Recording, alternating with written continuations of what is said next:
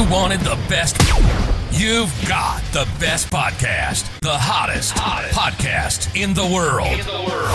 The Chris Voss Show, the preeminent podcast with guests so smart you may experience serious brain bleed. The CEOs, authors, thought leaders, visionaries, and motivators. Get ready. Strap yourself in. Keep your hands, arms, and legs inside the vehicle at all times, because you're about to go on a monster education roller coaster with your brain. Now, here's your host, Chris Voss. Hi, folks. It's Voss here from the ChrisVossShow.com. Ladies and gentlemen, there thinks that makes an official welcome to this show. We certainly appreciate it. As always, the Chris Voss Show is the family that loves you but doesn't judge you. We just welcome you with open arms, as long as you're not evil, completely evil. And we just hope that you go to goodreads.com/Chris Voss, LinkedIn.com/Chris Voss. Chris Voss, one of the TikTok and all those other crazy places on the internet. We have an amazing young man on the show today. We always have the most amazing folks and authors on the show, so that's another reason for the show as well. He's the author of the newest book that just came out June 17th, 2024. It's called Playing the Wealth Game: The Strategies Behind Financial Moves That Win. Freddie Rappina is on the show with us today. We'll be talking about his insights and how he can help you play the wealth game better. God, that was an easy layup. Freddie spent years building extensive experience and qualifications, including becoming a chartered financial consultant, accredited investment fiduciary, and he does retirement income planning specialist and chartered life underwriter. I think he's saying that he became all those things, is what he's saying, if I'm reading the Bible. I need to learn to read, clearly. He also, I flunked second grade. He also amassed a comprehensive set of certifications, including Series 7, Series 63, Series 65, Series 22, and Series 6 registrations. Bet he doesn't have his Series 89. I just made that up. So that's my next one. This education experience has given him the skills to conduct thorough assessments of his clients' financial situations and craft tailored recommendations to optimize their wealth management strategies. Welcome to the show, Freddie. How are you? Thank you. Thanks for having me, Chris. Great. There's a lot of trademarks there in your bio. A lot of Yeah, I kind of collect them. It keeps me on the treadmill. That's like my main, reason for doing like the next one. It's something that keeps me studying, keeps me up to date, and keeps me on the treadmill. I didn't even know there was a Series 22. What is that for? Yeah. Oh, that one is oil and gas. Yeah, oil and gas investments. For investments. I didn't even know there was one for that. Yeah, direct participation. Freddie, give us your .coms. Where do you want people to find you on the interwebs? Optifinancial.com. That's the firm's website. In the top right-hand corner, anybody can schedule a complimentary consultation. Playingthewealthgame.com is the landing page for the book, or you can just go to Amazon or Barnes and Nobles or wherever for the book. I think Amazon pretty much sold. The number one. What's that?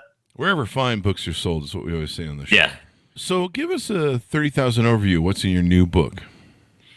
All right. So I wanted to write a book that would kind of be a self-discovery book for people in finance, because when it comes to finance, there's a lot of noise out there. There's a lot of suggestions of a lot of things, and I didn't want to say something was right or wrong, but I wanted to explain the two different games that are going on in finance right now, personal finance. Mm-hmm. So I've likened it to checkers and chess. What I'm saying is that the middle class has been force-fed, almost waterboarded checkers for so many years.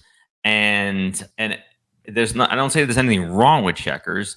And if you're going to play checkers, I want you to play a darn good checkers game. I want you to be very good at checkers. Nothing sucks more in the United States than being a bad checkers player. You'll get your butt whooped by capitalism. But I also wanted people to understand that is not chess. And the wealthy are playing chess. And that has a completely different set of strategies.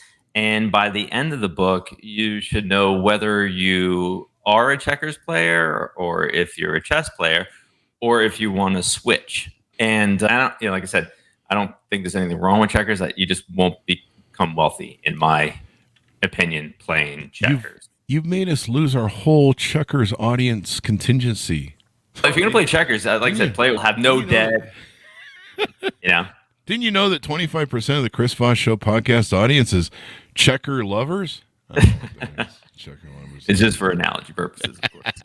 We got it. Yeah. You wrote. What made you want to write the book? What was the proponent? I think you kind of alluded to a little bit, but was there a moment that you went, I'm writing a damn book on this. I'm sick of it and I'm over it. Yeah. When I was younger, I got around a lot of wealthy people, and I was in my early 20s, and I realized that they were playing a different game. You go through all the search, you go through all the designations, you go through all the financial planning classes and everything else, and it's just constantly checkers. And it's okay, but this is not what they're doing. This is not what and when I say they, I don't mean just people. I mean corporations. I mean municipalities, governments. Like this is their. I felt like there was almost like a paternalistic element to the financial world right now, and I don't say that. Believe me, it comes from a scammy point of view. Like they're trying to scam you over. I believe it's honest, like from chess would be too hard for you. This is not you. It's too risky. You wouldn't do it. You would fail. Leave it to the adults type. Just keep funding those 401ks and giving us all your money, and and trust that we're gonna take care of you in 30 years.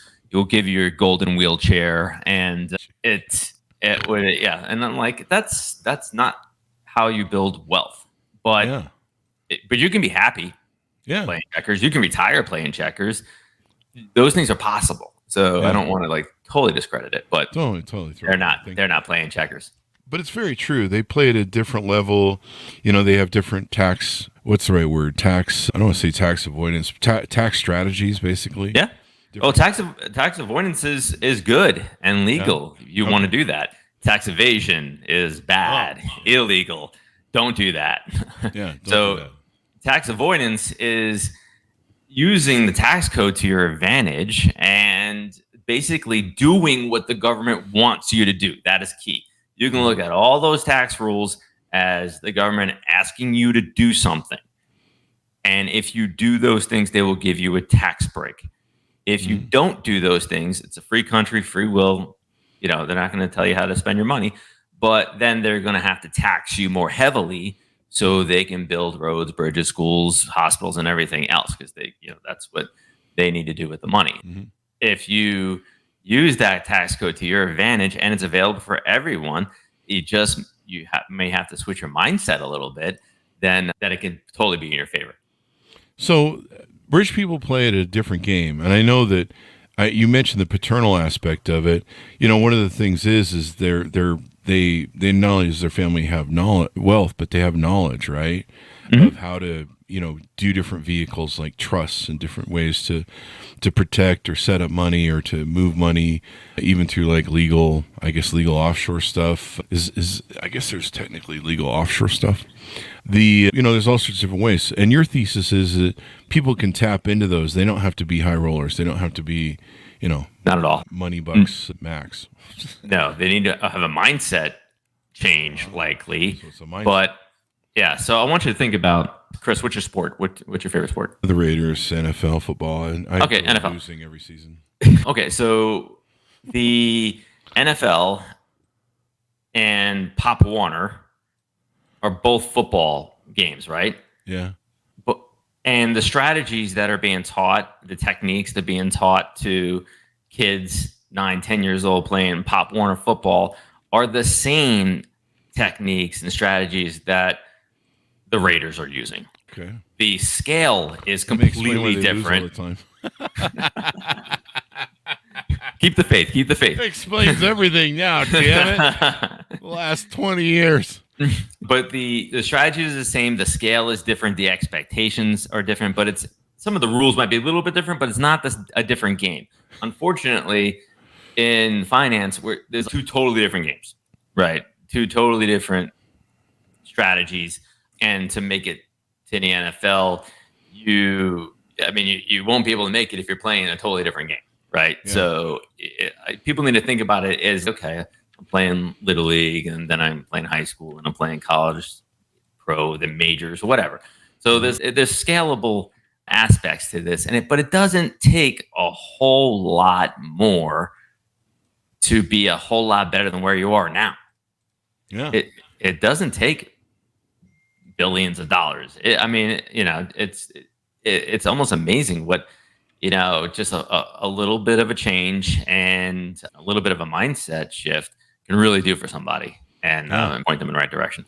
And part of it's just having that knowledge basis, right? I mean, it's these guys that have generational wealth. They've been dealing with high-end financial planners all their life. They know what to do with the money and how to pack it. And, you just got to be just as smart. So people should read your book, darn it. Thanks. I definitely appreciate you plugging the book. Yeah. It really comes down to mindset and saying, okay, what are they doing? And keeping your eyes open and just don't drink the Kool-Aid all the time, right? Yeah.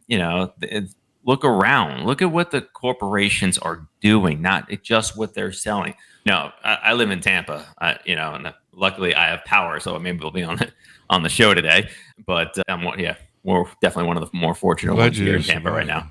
But if on a normal day, if I went down to the boat show here in Tampa and I walked up to somebody with a $25 million yacht and said, "Hey, man, how'd you afford this $25 million yacht? This is awesome." They're not going to respond with, "I fully funded my IRA." I bought a well-diversified mutual fund. Or I bought a guaranteed insurance product with X percent and saved in it for a bazillion years. And now I have this yacht. Like, those aren't the answers, right? But unfortunately, again, the middle class has been so force-fed checkers that they don't look around and say, okay, what are they actually doing? And so, like, you look at investment companies that sell mutual funds, right? What are they doing with the money? Are they just sitting around and waiting 30 years for compound interest? Or are they actively investing to build cash flow now for themselves and their company? That's the key. If you look at what they're doing, look at a bank. Does a bank just sit on all the money? No. Insurance companies, my goodness, if you just need an example that is like eye-opening, all you have to do is look at life insurance companies. Three biggest life insurance companies in the world, which are Northwestern Mutual, New York Life, and Mass Mutual, all had great years in 2020, 2021, and 2022. Chris, how in the hell can life insurance companies have their best years during a global life-threatening pandemic? What they insure is life. Life is dying. CNN's got a scoreboard on every night on how people died of COVID. And I'm not saying they did anything wrong. It's the contrary. I'm saying they're doing things right. I'm just saying they're not doing what average families are doing, again, on a smaller scale. Yeah.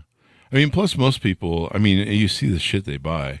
One of my favorite things to do is watch, there's these accountant type people, I don't know if they're really accountants, on TikTok, and then there's a couple car dealers who are shady car dealers. I shouldn't say they're shady. I don't really know that for a fact, but let's just say they're putting people in $2,000 car payments for 20 years amortization, and these are like used cars that have probably been rolled over a few times. And like I'll see, like, the one guy, he goes through people's finances and their spending, and some of their spending is like crazy. Like, I still can't put my head around having a payment bigger than $1,000 for a vehicle, unless it's like a race, it's like a Porsche or a BMW or something really nice. But even $150,000 for a pickup truck, give me a fucking break. I'm not doing that. But I see all these people now, they have $1,500 car payments on everything, and they're like, we can't afford to buy houses. I'm like, yeah, I know why. A question you might want to ask, Chris, is how can you afford a $150,000 car and can't afford a $150,000 property? Yeah. Why is it so easy to get the car loan and so difficult to get the mortgage? Yeah. Just own a shitbox. You don't need the 2024 fucking whatever, man. I personally agree. Yeah. But what I want people to focus on is building income. Like, income is the name of the game. Cash flow is the name of the game. If you want to put yourself in a position where you're gonna be, want that $100,000 car, I want to know what asset are you going to buy first that is going to create the income to pay the payment for that $100,000 car. What asset are you going to use to cover the liability, which is the car? I don't want people just saving money for saving money's sake, not enjoy their lives. Of course, they gotta be within their means, right? But whatever. But what's not said enough, in my opinion, is make more means. Figure out ways to create more income, not just try to save your way to wealth. That doesn't work. Saving money sucks. It's I'm not saying it's not a part of the equation. I'm just saying it's not the equation. So saving money is great, but how are you going to build income with that? If you are able to take out a loan to buy a cash flowing asset, and the reason why you can take out the loan is because you have savings, you have money, right? So the lender's looking at you as a good bet, and you use the lender's money to purchase an asset, maybe a piece of real estate, a rental property, maybe a business, something that's going to cash flow. Then some of that money, maybe want to go back in the savings pot, and some of it you probably want to enjoy your life with it while you're still young enough and healthy enough to do it. So that's things that I'm bringing forth are this. I think this just needed to be said by a wealth advisor like myself, who's willing to kind of buck the trend of everything. Just saying the whole saving for the one day thing, right? One day you'll graduate high school, one day you'll graduate college, one day you'll get a job, one day you'll retire. It's like all this one day stuff. How about we figure out ways to make it sooner than that instead of the one day thing? Definitely. Do you recommend people set up trusts or life insurance policies and then loan themselves money out of the life insurance policies? Do you get any of that stuff? Okay, so trust can be great. It's private. Doesn't your assets don't go through probate, and there's a lot of pros and cons to everything. As far as that life insurance comment, I'll just say that it takes a lot of money to do that correctly, right? If you're not going to be able to save your way into those types of strategies. Those strategies come with being able to, when you have a lot of money and you put it into those types of vehicles and you immediately borrow it out and you purchase an asset that's going to pay yourself back, yourself being the loan of the policy. Not to go too deep into those strategies, but that's not like an average Joe's strategy to be able to build wealth. But unfortunately, there's a lot of crappy insurance salesmen running around trying to sell that strategy. This is what the rich do. I'm like, yeah, some, I guess, some, but it's not it's not a life hack. It's put like that. It's not a life hack, people. No.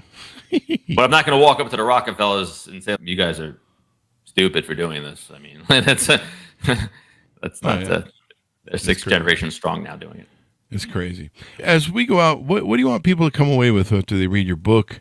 I think we've kind of discussed a little bit, but to give us a final pitch out to people and to order up your book and .coms. Actually, we need to get into, I'm sorry, I'm cutting a little too early here. Tell us about some of the things we can find at Opta Financial, some of the services you provide, how people can reach out, how they can onboard with you, schedule a consultation, et cetera, et cetera. Yeah, we want to work with chess players. We want to work with people who want to become wealthy. Not that they have to be wealthy already yet, but they have to have that want. All right, and they have to have some means already, but you have to be working towards those goals. And if people are just kind of sick of hearing their financial advisor or whomever keep trying to talk them out of purchasing cash flowing assets such as real estate, such as businesses, and just stick with the market. Oh, this is one of my favorite lines.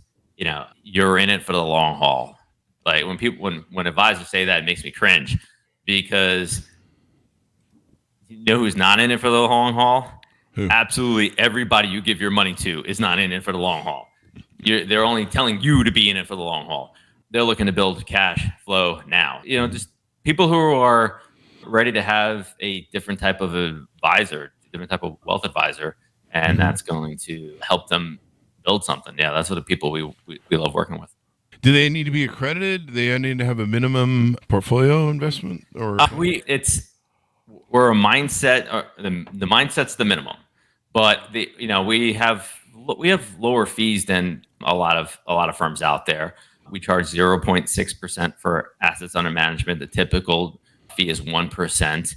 So that 0.6% actually has to be of something for our advisors to be able to work with somebody. But yeah, we of course like working with accredited investors because they're able to do, more things, right? They're able to get into more investments and do more things. But if someone is not quite there yet, but looks like they're going to be there, we can work with that person too. Thank you very much for coming on the show. Give us a final pitch on as we go out, and .coms where people can find you on the interwebs. Well, like I said, optifinancial.com, or if you just want to read the book and learn a little bit more about me and the firm, playingthewealthgame.com. Looks like this if you're watching the video. And have an open mind. You're gonna hear something different. You're gonna hear something fresh. And I think it just took a retired police officer to come out and say it out loud. Wow. It's going to be interesting. Yeah, people need to learn. Don't waste your money on rims and $250. What are those stupid drink cups all the women collect? Oh, Stanley's. The Stanley cups. I've seen women. 100 variations of them or something. Mm-hmm. You're just like, is that your retirement program? I guarantee it's theirs. Probably kind of reminds me of when people used to buy those. Remember those $5 little squishy toys? They were little animals. And there was something else. They were capped at $5 for the longest time, and they're still around. But they were like the hottest thing to collect. I don't know, back in the 2000s or 90s or something. But everyone bought them and paid ridiculous prices, and then the bottom fell out. It's like you invested in basically little animal dolls. Good job. Yeah, but investing in those dolls, if they don't cash flow, it's probably not going to be a good investment. Probably not. I remember one time I was sitting in my NASDAQ fund during the .com era, just making all sorts of money hand over fist. You just wake up every morning, invest in whatever the crazy tech was to come online, Earthlink, all those companies that are huge now. And I went to my business partner and I go, hey man, why aren't you doing this with me? Because you make the same money I do. Why aren't you playing on the stock market? And he goes, I bought Franklin plates. I'm like, what? And do you remember the old Franklin plates? They used to have an ad on the back of just about every magazine, I think. But they're these like memorial Patriot plates, Oh, don't recall those. And he bought like hundreds of them for an investor. I'm just like, fucking. Hopefully other people broke their plates. This way they're more scarce right now, which increases the value of his plates. Threw them out. Or he's the one that broke the plates. Probably eventually, yeah. Anyway, thank you very much for coming to the show. We really appreciate it, Freddie. Thank you. No problem, Chris. Thank you for having me. And thanks so much for tuning in. Go to goodreads.com/Chris Voss, LinkedIn.com/Chris Voss, all those crazy places on the internet. Be good to each other. Stay safe. We'll see you next time. And that should have us up.